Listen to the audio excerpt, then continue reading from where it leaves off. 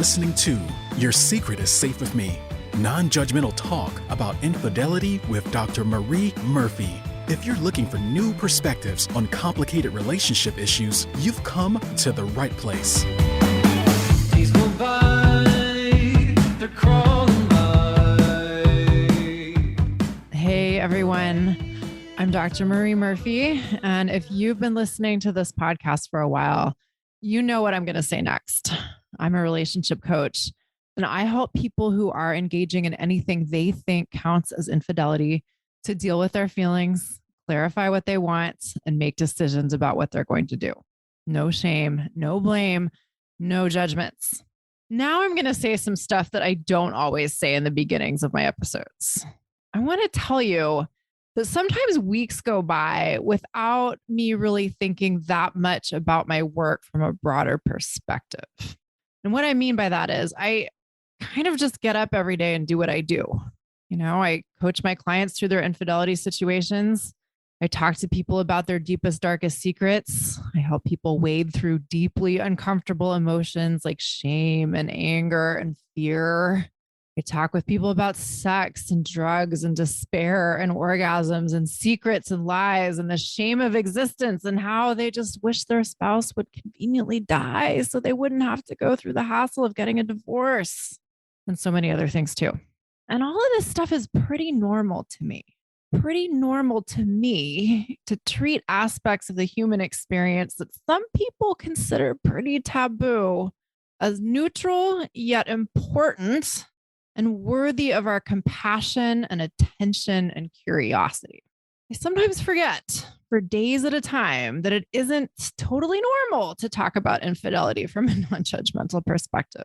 But lately, I have had a few experiences where I've been reminded that in addition to simply believing that infidelity is categorically bad, a lot of people out there also believe that treating people who engage in infidelity with anything other than hostility is categorically bad too. And maybe you've also encountered those sorts of attitudes and the people who possess them yourself. And the reason why I'm mentioning this is because I want you to know that you don't have to take that shit. If you've been looking for guidance and support as you navigate your infidelity situation and all you've found is thinly or not so thinly veiled judgment, I'm here to tell you that you don't have to put up with that. You are entitled to guidance and support that respects the fullness of your humanity and the complexity of your situation. And that is what I provide. But moreover, whether you listen to what I have to say or not, whether you choose to work with me as your coach or not, I just want you to know that you don't have to buy into dogmatic or judgmental thinking about infidelity. If you've been receiving messages that you do not find empowering and respectful, I want you to know that you don't have to just take it on the chin. There are alternative perspectives out there, right? And of course, I am one such source of those kinds of perspectives. And if you want to work with me one-on-one, you can schedule an introductory coaching session with me through my website, mariemurphyphd.com. Can't wait to meet you. Okay, today we're going to talk about what sometimes happens to people who are married and have an affair partner who starts to get a little needy or a lot needy or extremely needy. And before I go any further, I want to make it really clear that although we think that being needy is a thing with a capital T, it isn't really a thing. There is no objective definition of what it means to be quote unquote needy, but we tend to think that there is. So in today's episode, I'm going to take that seriously without agreeing with it. And I also want to state at the outset that neediness, or the things that we think of as neediness, can be a part of any relationship, whether or not infidelity is involved. And that might be so obvious to you or so well known that I don't even need to point it out, but I just want to make it really clear that this is not a theme that is limited to the realm of infidelity situations. Having said that, I am now going to focus on a fairly specific infidelity scenario in which what people often think of as neediness often occurs. And the scenario looks like this. Two people are romantically involved and they're both married to other people. And they both start to think, hey, wouldn't it be cool if the two of us could be together without having to go home to our respective spouses and sneak around and lie and do all of the affair stuff anymore? And then the two lovebirds decide that they're each going to get divorced so the two of them can be together in a non-affair relationship. Now, folks in this kind of a situation approach what I'm talking about in all sorts of different ways. On the one end of the spectrum, some people are very committed to the idea that one should never leave a marriage for someone else. Some people are very bought into the idea that if you're going to leave a marriage, you have to do it for yourself. And if you happen to be involved with someone else when you're thinking about ending your marriage, you have to be absolutely clear that you want to leave your marriage for reasons that have absolutely nothing to do with your affair partner, right? So that's one end of the spectrum. And then on the other end of the spectrum, some people are like, I fell in love with someone else and I want to be with them. And that's a totally great reason to leave my current marriage. And when it comes to these kinds of decisions, when it comes to these kinds of decisions about how to deal with an affair relationship and how the affair relationship is going to move forward, some people in affair couples essentially make a decision as a couple. And sometimes this even kind of looks like a pact with their affair partner, which goes like, well, I'll leave my marriage if you leave yours. 1, 2, 3, let's jump, right? Now, that's one way to do it. And some people think that's great or fine. And other people think that doing anything like that is a terrible idea. Some people think that if you do anything like that, if you make your decision about leaving your relationship or your marriage contingent upon your affair partner's decision to leave their relationship with their spouse, then the relationship with the affair couple is doomed to fail. And everybody's going to regret leaving their spouses, and everybody's going to grow like 5 extra arms and then get Ebola and then COVID and then tuberculosis and then cancer all at once. And all sorts of bad things will happen to you, right? The idea is definitely out there that you should not make decisions about your current marriage based on your affair partner. And some people take this as a law that's like handed down by God or something. And, I think it's totally fine if you like the idea of separating your decisions about what to do about your marriage from your affair partner's decisions as much as possible. But some people find it really hard to completely disentangle these things, or don't even see the point in trying to disentangle these things. And, to that end, a lot of people want me to tell them what's okay for them in a situation like this. A lot of people have absorbed the idea that they shouldn't make decisions based on their affair partner, but they also kind of want to, right? And so people kind of want my blessing to take a particular path, right? And sometimes people are like, well, should me and my affair partner end our affair and then end our marriages and then reinstate our relationship? Or is there a different order of operations that's better than that? Or they, want to know if it's even remotely okay for them to leave their marriage for, the sole reason or even the partial reason of wanting to be in a relationship with someone else. And my position on questions of this nature is this: the right decision is the decision you make right. There is no one correct path. It's all in how you navigate your choices. Now, I can absolutely teach you how to navigate the specifics of your individual situation. That's what I help my clients do all the time. Just because there is no one correct path doesn't mean there aren't options that are better for you personally. But sorry, not sorry, there really isn't only one right way of doing things. Any path you choose can have its pitfalls, and any path you choose can work out great. It's all about how you manage your mind and deal with your emotions. And yes, I know there is plenty of prescriptive advice out there on how you should or should not navigate leaving your marriage and dealing with your relationship with your affair partner. And some of that advice may be really well-intentioned, and some of it may actually be somewhat helpful. But in my opinion, there really are not any one-size-fits-all answers to these kinds of questions. Okay. I wanted to mention all of that before I go any further into my example of two people deciding to leave their marriages so that they can be together as a non affair couple, because some people have such strong beliefs about it not being okay or not being quote unquote healthy to leave a marriage because you want to pursue a relationship with your affair. And, more generally, some people also believe that it's categorically bad to make decisions or plans based on what another person is doing at all. But, it it doesn't have to be all bad. Not that I necessarily not that I necessarily encourage people to make decisions that are dependent upon what anyone else does or doesn't do, but nor do I categorically absolutely discourage it. There may be times in life when black and white thinking is really helpful, but more often than not, our power lies in being willing to accept the fact that there are no automatically better or worse choices. And our power lies in being willing to navigate the shades of gray. And most importantly of all, in practice, it can be really hard, if not literally impossible, to completely disentangle all of the layers or components of your decision making and your thinking if you are considering leaving your marriage and you're also involved with someone who you really want to be with, who also happens to be considering leaving or planning to leave their marriage, right? Yes, it is important and helpful to organize your thinking as much as possible. It's important to clean up your thought processes for sure.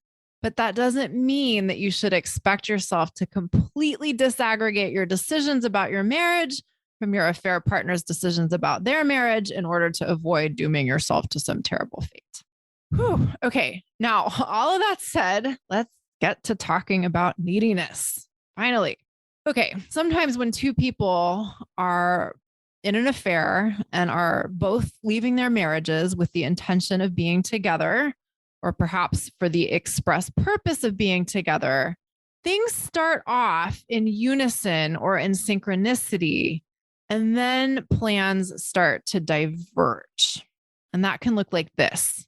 If we have two people who are both married and are having an affair with each other, they may be in a very intimate relationship. They may talk about all the things. They may be really deeply emotionally connected. They may communicate every day, maybe for even a large portion of every day. They may believe they know each other really, really well. They may be very entwined with each other on many different levels, right? And then if they get to the point where they say, okay, we really want to be together, and they each decide to get divorced, whether or not that seems to them like a pact or a dependent decision, or it seems like two completely independent decisions that happen to line up very nicely, doesn't necessarily matter. What matters at this point is that this couple starts off with a shared understanding of what's going on. They feel like they're on the same page, or they think they have an agreement, and they have this really intimate connection, and they believe that they totally know what's going on with the other person and all that kind of stuff. But then if there is a plan for each member of the affair couple to extricate themselves from their marriages, they have to actually go off and do this. And for each member of the affair couple, this is an independent process, which the other member of the affair couple doesn't have any direct control over. And as far as actual events go, anything can happen once this process gets underway. Sometimes after hatching a plan with their affair partner, both members of the affair couple march right home and say, honey, I want a divorce. And each of their spouses say, okay, fine with me. And both divorces proceed smoothly and quickly. And pretty soon, the affair couple becomes a non-affair couple, and they live happily ever after, and their divorced spouses are just fine, and there's no drama, and the whole thing really isn't that big of a deal. And when that happens, that's wonderful and great, right? Sometimes life doesn't have to be all that difficult, even if we think it needs to be difficult. It can be easier. And sometimes what happens is one member of an affair couple gets divorced pretty efficiently and the other one doesn't. Maybe that person has started their divorce process, but it's moving pretty slowly. Or maybe they haven't started anything. Maybe they haven't initiated even like a conversation with their spouse about wanting to get divorced. And whatever is going on with that person, that member of the couple, the affair couple who isn't getting divorced yet, whether or not the affair couple had a pact or an agreement or neither about both of them getting divorced, the member of the affair couple who got divorced really efficiently may not like what's going on one bit. They may wonder what's going on with their person. That is their affair partner who they thought was just about to become their partner without the affair part, right? And they may start to have all kinds of doubts and worries and fears about what's going on with their person who isn't getting divorced like they said they were going to, which they may express to their person, i.e., the member of the affair couple who is still married and isn't making any quick moves towards getting unmarried, right? So the general point here that's really important is that this affair couple may go from communicating about seemingly everything under the sun and feeling like they're totally connected and totally on the same page to having divergent experiences that seem really significant in the context of their relationship. And that may, of course, be putting it quite mildly. Going from believing that you have a shared understanding with someone about a shared future with them and an agreement on how each party was going to move towards that future to thinking you don't know what's going on with your person and their intentions to pursue a relationship with them might, for them to, their intentions to pursue a relationship with you might not just seem like a significant matter. It might seem like a life defining matter, right? And then for their part, the member of the affair couple who is still married may have all kinds of things going on. Upon attempting to end their marriage, they may have found a sort of new intimacy with their spouse. Sometimes, even when we're as sure as we can be that we're ready to leave a relationship, the act of initiating a breakup changes the relationship and changes our thinking about the relationship. Sometimes when we make a breakup real instead of theoretical, we face the reality of the relationship coming to an end in a completely different way. There's a line in the wonderful book, The Prophet by Khalil Gibran, that says that love knows not its own depth until the hour of separation, or something pretty close to that. And this is kind of how it works for some people. Sometimes people truly have a change of heart about a relationship they earnestly believed they wanted to end once they actually set out to end it. And of course, it's also true that some people get nostalgic or get scared and nostalgic when they actually start to execute a breakup and they start to make choices based on a desire for familiarity and a desire to avoid discomfort. And if you're the person in this position, if you're having an affair and you're trying to break up with your spouse or kind of trying to break up with your spouse, but you're feeling these pangs of uncertainty as you do so, you may not know what to make of them. You may not know whether you're seeing the relationship in a totally new way, or if you're just sad about the possibility of the relationship ending and nostalgic about all that you've shared with your spouse and perhaps a little fearful about leaving your established relationship.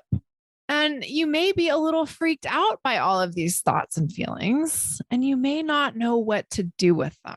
On the one hand, it might be really nice to feel affection and love for your spouse again.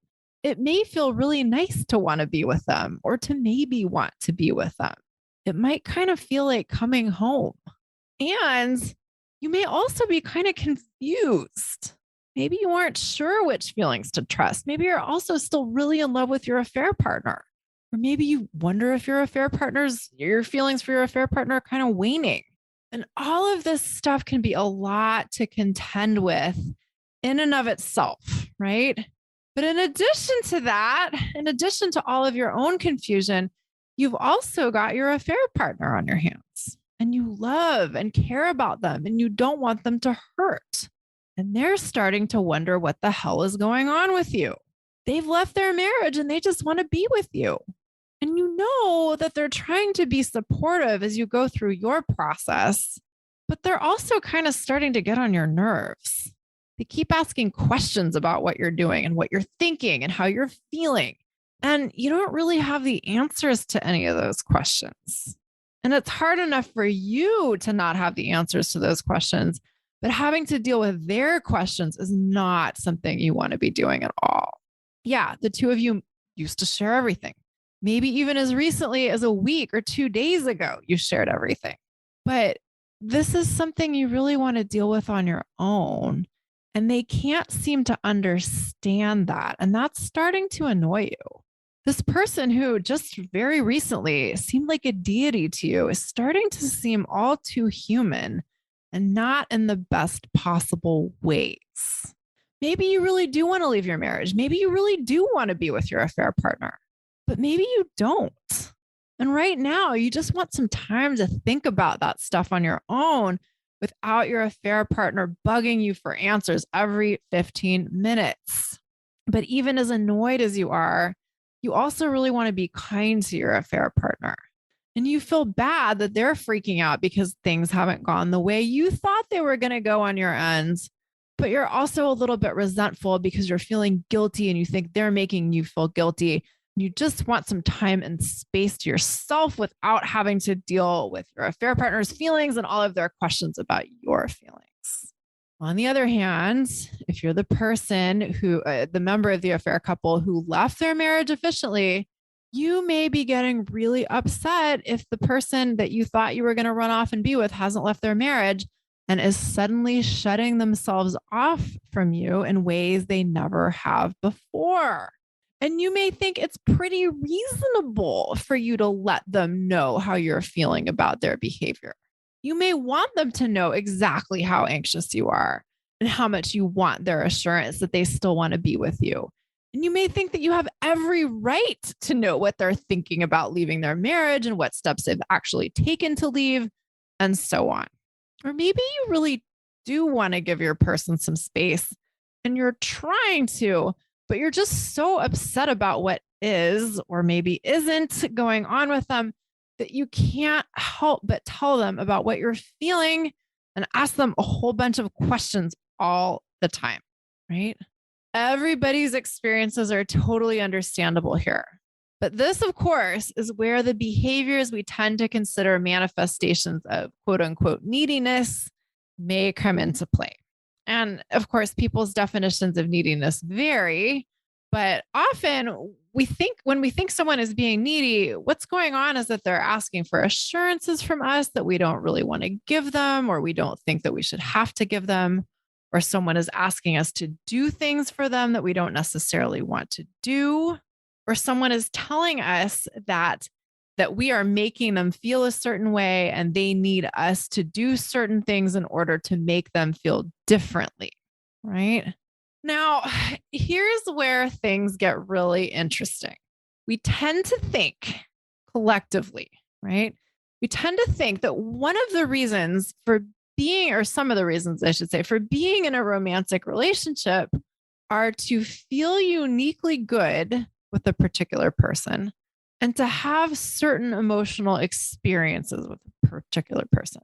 And I would agree that when those things happen, it can be an absolutely great part of romantic relationships.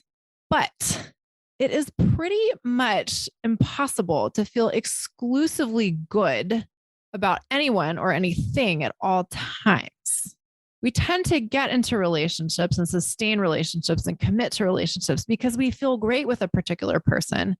And that's nice. But then what happens is we tend to expect to feel great with that person all the time. And that expectation is far from realistic. But even worse, we may expect that person to somehow make us feel great by virtue of doing particular things or saying particular things or not doing or not saying particular things. So we get ourselves into a tough bind because when they do the things that make us feel great, everything is wonderful. But when they don't, we may freak out and we may expect them to do things differently or want them to do things differently. if you've been listening to this podcast for a while, you've heard me say this before. Other people never make us feel the feelings we feel. External circumstances, including but not limited to our romantic partners, are not the direct cause of our feelings. It's our thinking about our partners that creates our feelings about them. But nobody teaches us this stuff. And in fact, there are a million messages out there that tell us that the opposite is true, that it is, in fact, our romantic partner's actions or inactions that make us feel however we feel about them and however we feel about the relationship, right? So we can all be forgiven for thinking that this is the way it works, that our partner does make us feel however we feel. But I want to suggest that continuing to believe this and operating as if this is true only leads us to suffering. So we don't know this though, at least most of us don't. And we operate as if our partner's actions do in fact cause our feelings. And when we believe that's the way it works, of course, we become upset when they don't do the things that we want them to do. And of course, we think we are totally in the right if we ask our person to change their behavior so that we can feel better or feel more of the way we want to feel. Now, here's the thing. When it comes to neediness, when we think that someone is being needy, the problem is never their behavior. It's what we're making their behavior mean. It's what we're thinking about their behavior and how those thoughts make us feel. So, for instance, if our person is asking for assurance that we love them and we are really going to leave our marriage to be with them, we may think that they shouldn't do those things or shouldn't say those things. But it's not our partner's actions that are really the problem. It's our line of thinking that's creating all the trouble for us. When we think someone shouldn't do something, we usually feel bothered or maybe a whole lot worse. When we have an idea of how someone should and shouldn't act, we are likely to get our knickers in a tangle if they don't do the things in the way we think they should. But if we instead give them full permission to behave however they're going to behave, because guess what? That's what's going to happen whether we give them permission or not. We can then take responsibility for our own reaction to their behavior. Why is it a problem for us if our person is asking for reassurance, right? Do we believe that we have to do what they're asking us to do? We very well might. And if we believe that, we of course might feel irritated or constrained if we don't want to do what they're asking of us. But what if we didn't have to do any of it? And what if we didn't have to make it mean that not doing what they ask doesn't mean we don't love them? What if we could love them without believing that we have to fulfill their requests? What if we could recognize that they're feeling some feelings that they might not like? What if we could care about their emotional experience and care about their discomfort without believing that it's our job to do anything about it? To be more specific, if we love our affair partner, but we aren't really sure what we want to do about that relationship or our marriage, what if we could allow for that tension and that uncertainty? What if we could allow our affair partner to be uncomfortable with us not knowing what we want? That's often hard for us because it requires us to tolerate our own discomfort that so often arises when we see someone we care about feeling uncomfortable. And of course, that's especially true if that someone is telling us that we are the cause of their discomfort and telling us that we need to do something about it. But what if we don't need to do something about it? What if we can lovingly witness other people's pain without agreeing that it's our job to fix it? We can empathize with other people's feelings without buying into the idea that other people's discomfort is our problem to solve, even if we are the occasion for their discomfort. And when we can do this, we also don't have to get so hung up on the idea that we need to fix their behavior. That means that they can just be needy, quote unquote needy. They can just be needy, and it doesn't have to be a problem for us. They can just do their thing, and we can love them and care about them, and we don't have to make their behavior a problem for us. That's true of all things, but when it comes to neediness, another thing that's really important to consider is that many of the behaviors which we consider signs of neediness may be totally appealing to us at times, actually. right? So sometimes when someone says something like, tell me you love me, or promise you're really going to leave your spouse to be with me, we like it. Sometimes when these kinds of words are spoken, we see it as a reflection of the intensity and passion of a relationship. If we want someone to want us and we want to be wanted by them, hearing them say, promise me we're both going to divorce our spouses and be together, may be the most amazing words we've ever heard anyone speak. If we're freaking out because 2 weeks ago we told someone we would do exactly that, and now we're not so sure anymore, those same words may sound downright terrifying or annoying or needy, right? So the point here is that what we're thinking about what our partner is saying and doing really matters, right? The same behaviors that can seem great to us can also seem needy to us when we are framing things in a different way in our minds. So, what do you do if you've told your affair partner that you're going to leave your marriage, but now you're not really sure what you're doing, and your affair partner is doing things that you consider needy, like asking you for reassurance or telling you how distraught they are because you aren't doing what you said you would be doing, right? Well, I will tell you that your first order of business is to take responsibility for your own discomfort. Often, what people try to do when they think their affair partner is being needy is try to explain to their affair partner that their behaviors are making them feel stressed or pressured or freaked out or anxious or whatever. Often, people try to explain to their needy affair partner that they just need space or time or support or understanding or empathy or, like whatever. And this is so ironic because what's essentially going on here is one person is saying, hey, you aren't doing the things I want you to do, and that's making me unhappy. And then the other person is saying in response, hey, you aren't doing the things I want you to do, and that's making me unhappy. Person one in the affair couple thinks it's a problem that person two hasn't taken steps to leave their marriage yet, or isn't reassuring them that they're really going to leave their marriage or whatever. And then, of course, person two thinks it's a problem that person one is being quote unquote needy. But both people are expecting that the other person should behave in a particular way. And both people are pinning their emotional state on the other person conforming to their expectations. Now, I hasten to point out that it is totally fine to have preferences about how other people behave.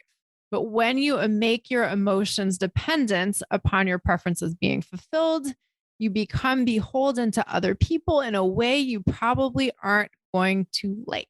We usually don't recognize this and take responsibility for this. Instead, we usually keep expecting other people to change so that we can feel differently. Now, of course, if you don't like someone else's behavior, there are things you can do about that. You are allowed to decide how you respond to your person's behavior. You don't have to just take it all on if you don't like it, right? You don't have to people please. You are totally allowed to say, wow, this person is behaving in ways that I really don't like. I'm going to set some boundaries around all this, right? And that might mean, maybe less communication, perhaps, or it might ultimately mean exiting a relationship. But the point here is that no matter what anybody else does, you get to take responsibility for how you engage with them and respond to them. Expecting them to change or telling them that they need to change may seem like the better solution, but trust me, it's just, it's if it works once, that's great. But the likelihood that it will be sustainable is slim to none. Now, in addition to all of this stuff about neediness, we also tend to think that neediness is bad. We think that neediness is a thing, and we think it's a bad thing. Does anyone valorize neediness in our society? I sure haven't heard much of that. We tend to collectively agree that if someone is quote unquote needy, then they're kind of weak or revolting or unattractive or unappealing. So if you start to see your person behaving in a way that you consider needy, you may start to make that mean a whole bunch of other stuff about them and who they really are, And before you know it, you may even start to wonder what you saw in them in the first place. And you may be shocked that you actually thought at one point that you might want to leave your spouse for this person. And you may recoil in horror from this person that you just recently thought you were madly in love with. And then, as your affair partner senses you pulling away, they may start to do things that seem even more needy to you. And then you may pull away more and they become even more quote unquote needy.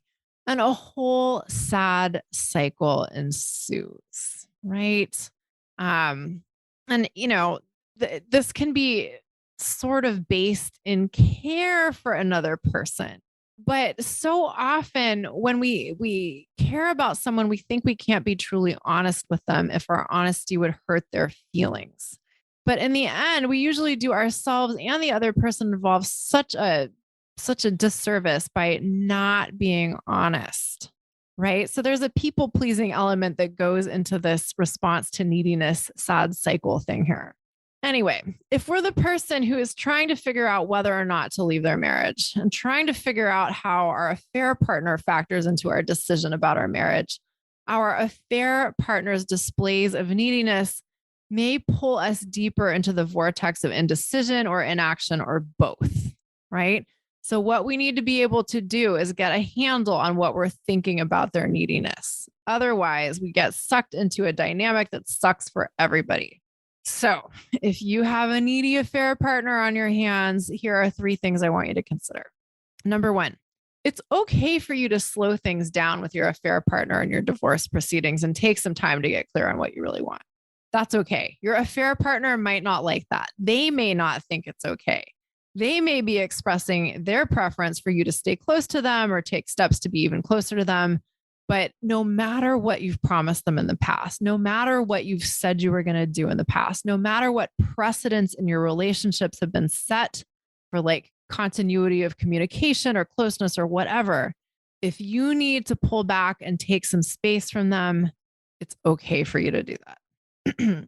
Your person may not like it, but it isn't your job to fix that. Your job is to do what's right for you and be honest with yourself, which will eventually benefit your affair partner. Number 2, closely related to the first point, if your affair partner is asking for reassurances, it's not your job to make them feel okay about everything. Yeah, you might want to communicate with them about what's going on with you. You might want to give them some sense of what you're thinking and feeling. You might want to let them know what's going on with your divorce proceedings or the lack thereof. But it is not incumbent upon you to try to assuage their every worry. And moreover, it isn't possible for you to do so. Even if you love them deeply, it is not your job to fix their feelings, even if they think it is. Number 3, getting mad at your affair partner for being needy isn't going to help anything either. You may think that it's perfectly reasonable to expect them to snap out of it or stop wanting what they currently want from you or not ask for whatever they're currently asking for. But they are where they are, just like you are where you currently are. They're having whatever thoughts and feelings they're currently having. And you trying to change that or talk them out of that may not get you anywhere you like. Moreover, getting frustrated with them or trying to get them to change is predicated on the notion that they're doing something wrong. And what if they aren't? What if all of the behaviors that we typically think of as neediness aren't actually bad? What if those behaviors are just totally human? What if your quote unquote needy partner is just being a human? We all have our rough moments in life. Your affair partner may be having a rough moment in their life. They may be overwhelmed with their own emotions right now. And even if it isn't your job to fix that, you might want to be understanding of that. And that understanding can coexist with annoyance. If you're listening to this and thinking that I need to give more attention to the experience of the person who is, quote, being needy, I agree with you. I will do an episode on the other side of the coin. But to finish off this consideration of the experience of the person who thinks their affair partner is being needy, here's one last thing for you to think about. When you love someone, when you want to be with someone, how do you want to regard them in their so-called worst moments?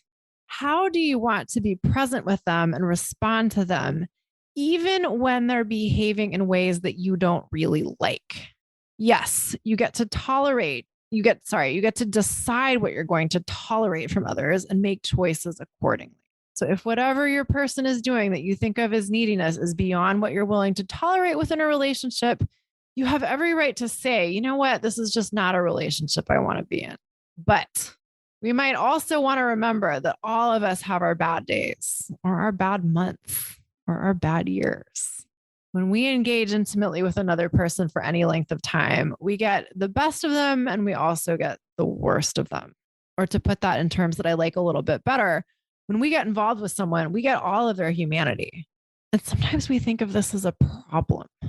Sometimes we think that we should just get the good parts of someone and we shouldn't have to deal with the parts we don't like. But what if getting all of another person's humanity is not a problem, but a privilege? What if it's a beautiful thing to be able to love someone and appreciate them and respect them, even when they're being quote unquote needy or otherwise behaving in ways that we aren't thrilled with? Doesn't mean that we don't get to consciously choose how we respond to the behaviors, but it means that we do it from a place of love and respect rather than from a place of revulsion or contempt or annoyance. It can be such a beautiful thing to be in a relationship with someone and fully love and respect and honor them, not in spite of their so-called flaws or their humanity, but because of it. It can be such a beautiful thing to be willing to deal with someone's so-called neediness without thinking less of them. It can be such a beautiful thing to realize that in relationships, we sometimes get sucked into believing that our happiness depends on our partner's actions, and that can come up for us. And when it does, we may get quote unquote needy. And when that happens for the people we're involved with or to us ourselves, it doesn't have to be the end of the world. That said, one of the great things about an encounter with neediness, whether your own or someone else's, can be a newfound awareness of how much better relationships can be when both parties are not dependent upon the other to make them feel good. When both people take responsibility for their emotions, instead of expecting their partner to do that for them, it's totally possible to enjoy the relationship and enjoy your partner, in totally different ways. Okay, that's it for today, everyone. If you are ready to talk about your infidelity situation, let's work together. You can schedule an introductory coaching session with me through my website, mariemurphyphd.com. I offer confidential, compassionate coaching via Zoom so we can work together no matter where you're located. Oh, and by the way, I talk to everybody in their cars. Maybe not everybody, but I talk to so many of my clients in their cars. And sometimes, like a new client will meet me for the first time and they'll be in their car and they'll apologize. And you don't need to apologize. I just want you to know that you can call me from wherever you want as long as you've got a strong internet connection. And I am no stranger to the I need to find a parking space with better signal part of the chat. Okay. All right, everybody. Thank you for listening. Have a great week. I will talk to you next time. Bye for now. Thanks for listening to Your Secret is Safe with Me with Dr. Marie Murphy. Make sure to click subscribe to get updates on our latest episodes.